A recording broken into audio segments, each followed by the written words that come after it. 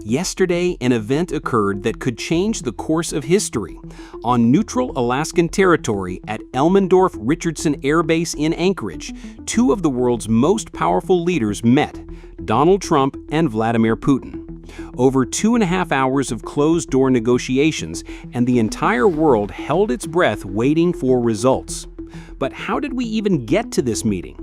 Let's rewind and look at the chain of events that led to this historic moment. It all started when Trump, returning to the White House in January 2025, declared ending the conflict in Ukraine as his main foreign policy goal. "I'll finish this war in 24 hours, he claimed during his campaign. But reality proved much more complex. The first months of his presidency were spent trying to find a diplomatic solution. Trump understood that without direct dialogue with Putin, nothing would work. But how do you organize such a meeting when there are countless contradictions between the US and Russia, sanctions, and the international community watching every move? This is where geopolitical cunning came into play. Alaska is American territory, but historically it's land that the US bought from Russia in 1867. Symbolically, this place was perfect for a meeting between two leaders, American soil with Russian roots.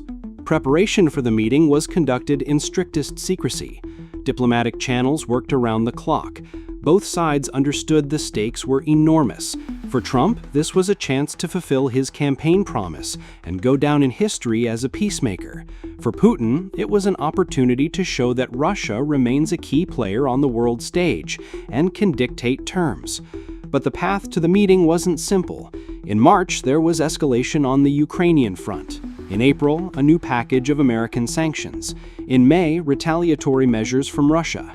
It seemed dialogue was becoming impossible. Then something unexpected happened. Through back-channel communications came a signal. Both sides were ready for direct talks, not through intermediaries, not through press statements, but face-to-face. The timing choice wasn't random either. August is traditionally a lull in international politics. Many leaders are on vacation, media attention is scattered. Perfect timing for such delicate negotiations. And so, on August 15, 2025, two presidential planes landed in Alaska almost simultaneously. Global media received notification of the meeting just hours before it began.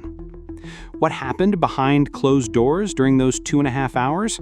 According to Trump, it was a feeling out meeting, an attempt to understand whether peace between Russia and Ukraine is even possible. Putin, characteristically restrained, called the negotiations constructive and even invited Trump to Moscow for the next meeting. This is a gesture that shouldn't be underestimated. Such invitations aren't handed out casually. Trump emerged from the meeting with optimism. We have pretty good chances of achieving peace. President Putin wants this as much as I do, but immediately added his signature phrase, "There's no deal until there's a deal." What does this mean for the world? Experts are divided. Some see this as the first real step toward peace in Ukraine. Others warn that Putin might use negotiations to buy time and strengthen his position. But the fact remains, for the first time in a long while, two superpower leaders sat at the negotiating table not to exchange accusations, but to seek solutions. The Alaska meeting isn't an end, but a beginning. Putin invited Trump to Moscow, which could mean continued dialogue.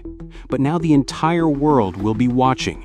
Can these two leaders actually change the course of history, or was this just diplomatic theater for the public?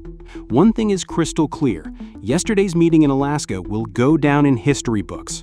The only question is how exactly it will be remembered, as the beginning of peace or as a missed opportunity. Time will tell, but for now, the world waits in anticipation of the next moves from these two unpredictable leaders.